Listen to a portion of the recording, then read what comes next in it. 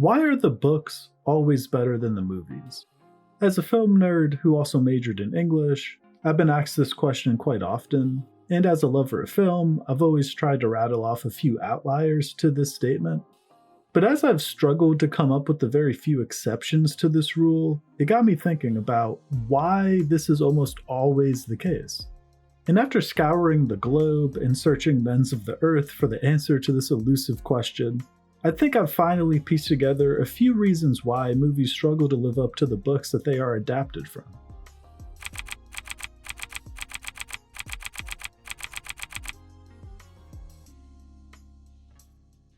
Breaking the anatomy of a story down to its simplest form, a story is a message sender conveying something to a message receiver.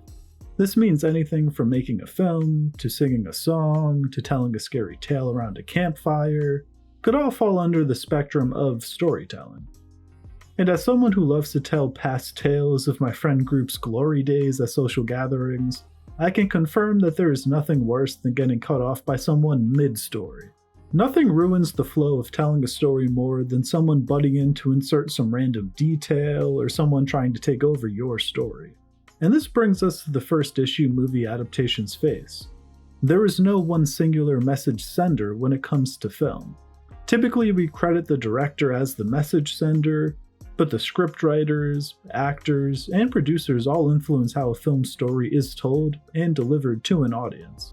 This means that it is impossible for a film to truly only have one message sender. So in theory, this means for a film to even have a chance at telling a coherent story, the directors, writers, actors, and producers all need to have a mutual understanding of the story being told. When it comes to a book, while there are editors and financiers who could have some sway over certain creative decisions, the narrative voice is typically controlled by a single individual for the most part, meaning that, at least in theory, it should be far easier for a cohesive story to be told simply due to fewer cooks being in the kitchen. There's an idea in film that less is more. In monster-centric horror films, the less you see of the monster, the scarier that creature becomes, because this leaves the audience to decide just how violent or brutal this antagonist is. And for the most part, our imagination will create a more terrifying picture than what a film is capable of putting on screen. This is because our minds will intrinsically fill in the blanks based off of our own personal fears. While this concept of less is more is great at getting an audience to become submersed in a film's story, there's only so far that this concept can go, as if you don't show enough, then you don't have a film, as it is a visual medium.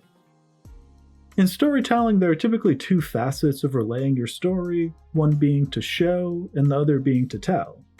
Books have an upper hand here as the entire story is told through words, which forces the message receiver to visualize what is happening themselves, while a film visualizes most of it for them. This is why a viewer is more likely to multitask while watching something than they are while reading. The act of reading requires more mental engagement typically, in part due to the fact that your mind is working on visualizing what the author is describing.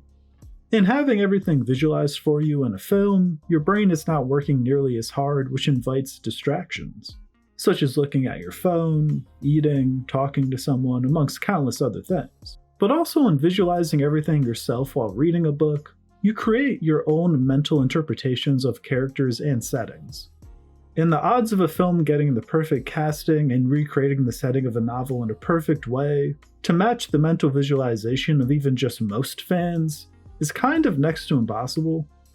There's also another key factor that weighs heavily on film adaptations, and that is runtime. Take the heralded novel Little Women by Louisa May Alcott for example. If you were to listen to an audio reading of this novel, depending on the version you choose, it would take you upwards of 8 hours to hear the entirety of the story.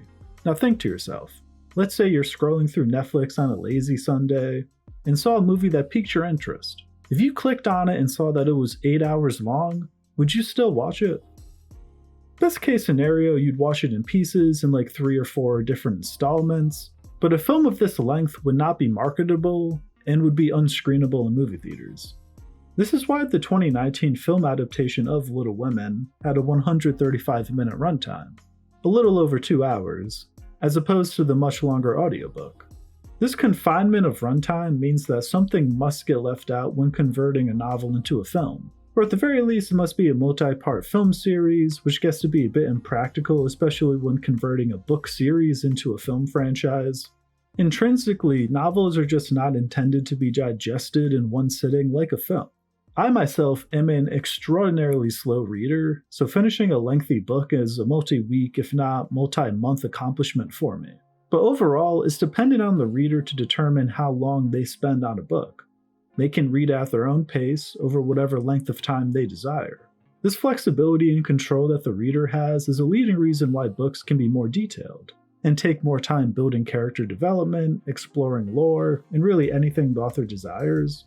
Ultimately, both are extremely imagination-based mediums, but movies must live in the world of reality somewhat.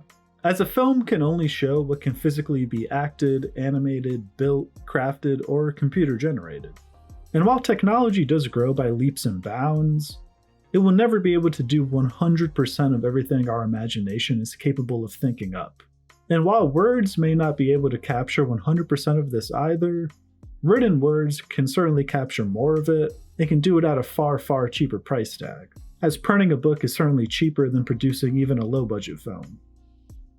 Now you may be asking yourself, if books have all of these advantages over film, and are far cheaper to create, why make films at all? What's the point of film adaptations then?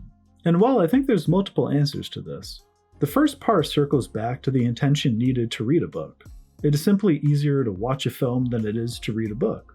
It typically takes far less time, and with a lot of films such as popcorn action films or cheesy Hallmark rom-coms, you can almost turn your brain off, or at the very least set it to battery saver mode as you watch a somewhat predictable but enjoyable film.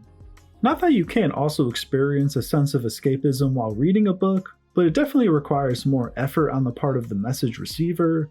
Some people are also just visual learners and take in visual content better than written content. I myself am like this, where I typically retain information better when I can see something visually as opposed to just reading it. And I think that this is really the crux of the film industry, as a lot of people just enjoy the spectacle that is the big screen, as it is an experience you can share with others, while reading is a solo act most of the time, but going to the movie theater is a family outing. All in all, there's so many moving parts that go into the story of a film, both behind and in the scenes, so the intricate and well stories told through the numerous decades of the medium deserve all the credit in the world. Not to take anything from the countless beautifully told stories through written form, but I hope I've provided a detailed and comprehensive analysis of why the books are typically better than their movie counterpart, or why we at least perceive them to be. If you've made it this far, thank you for watching this video. This is actually one of the first scripts I ever started, months before even publishing this channel, and I would work on it here and there for the past 6 months or so, but always found myself wanting to put more into it, because I wanted to do the discourse of filmmaking and really storytelling in general justice. And that's precisely why I made this channel and will continue breaking down screen stories. So I hope you enjoyed this breakdown, and if you did, please consider dropping a like and subscribing. And if you agree or disagree with any of my takes or opinions, as always, I'd love to hear your thoughts in the comment section.